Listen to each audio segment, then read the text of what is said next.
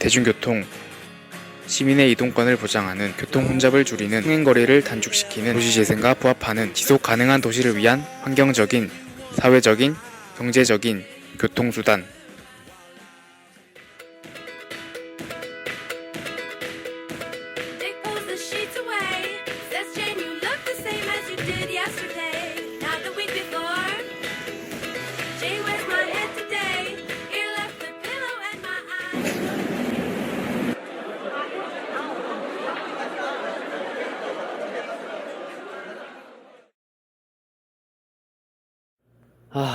지친다.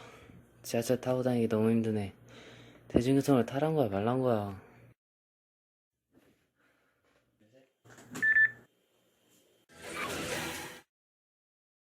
네, 오늘 밀착 카메라는 이른바 출근길 지옥철을 담아왔습니다. 하루에 2명꼴로 지하철 안전사고를 당할 만큼 위태롭고 위험한 순간들이 많았습니다. 평일 아침 7시 회리역의 모습입니다. 지하철을 타려는 직장인과 학생들이 복잡하게 뒤섞입니다. 어느덧 지하철 내부는 사람으로 가득 차고 이내 촬영을 하기 힘든 상황이 이어집니다. 사람들은 이를 지옥철이라 부릅니다. 우리 시립대 근처의 1호선과 경중선이 지나는 청량리역, 회리역 역시 출퇴근 시간 전후에 승하차 인원이 집중됩니다. 사람들의 편리한 발이 되어주는 대중교통의 역설적인 모습, 그 이유가 무엇일까요? 우리는 선형의 지하철 노선을 중심으로 내부, 외부 요인을 분석해보았습니다. 60년대 이후의 경제성장으로 거대 도시가 된 서울시는 대중교통망이 광역화되어 시가지 확산이 본격화됩니다. 시간이 흐르며 특정 지역의 중심 기능이 편중됩니다. 이렇게 오늘날 서울은 강남, 여의도, 도심 지역의 중심 기능이 집약된 다핵 구조를 보입니다.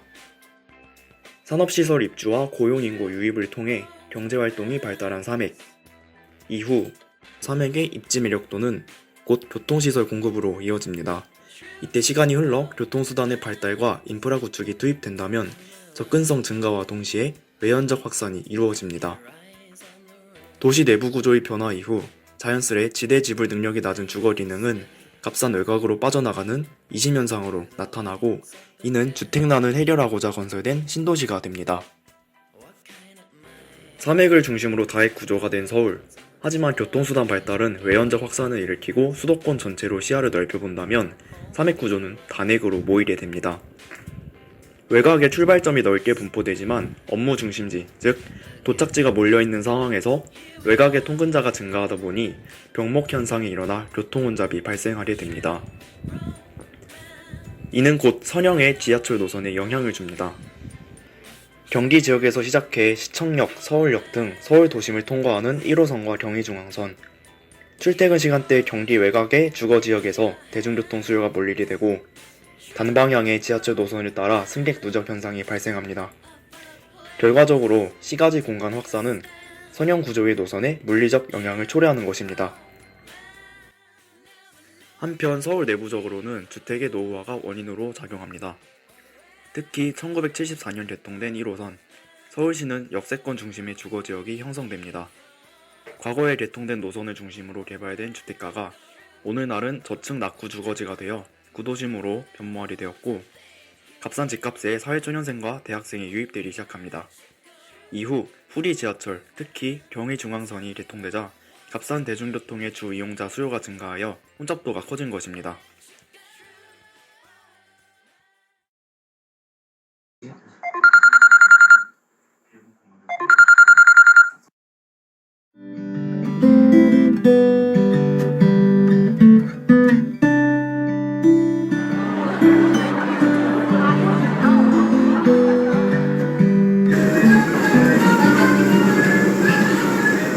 Some sand, watch it melt through my hands, falling on my feet.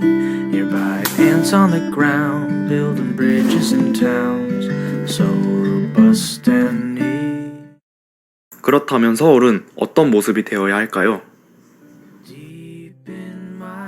현재 도시구조는 도심으로 향하는 지하철의 수요를 폭발적으로 증가시켰지만 이를 수용할 인프라는 턱없이 부족한 상황입니다.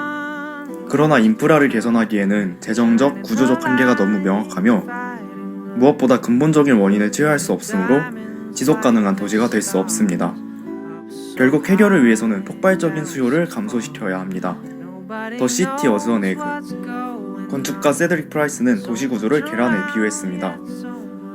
고대 도시는 마치 삶은 달걀과 같아 성곽을 중심으로 내 외부를 단절시키는 특징이 있고, 단핵 구조는 노른자가 중심에 모여 있는 것처럼 도시 기능이 집중되어 있어 교통체증, 정주거리 증가 같은 문제를 불러옵니다.